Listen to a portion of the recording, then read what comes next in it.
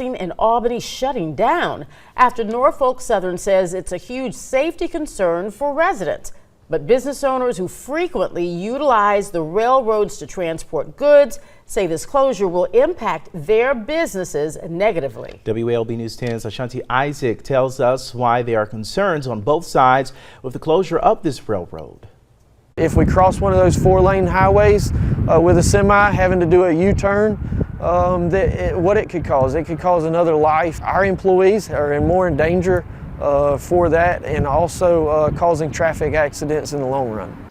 COO of Complete Resource Management Jesse Reed says commercial businesses that use the crossing are now being put at a disadvantage with having to adjust their commute to drive through town. A lot of our customers are throughout downtown and towards the west side, which is the crossing there enables us to really get to those more efficiently and effectively.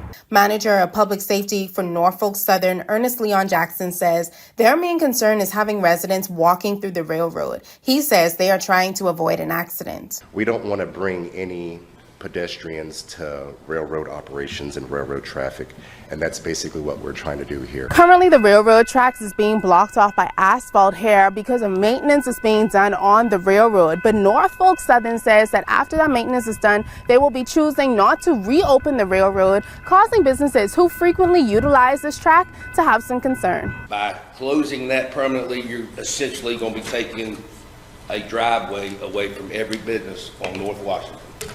You had these trucks that's coming from God knows where, that's unaware of this closure. They pull up down there and figure out they can't cross it, so what they have to do, they have to back up 2 blocks.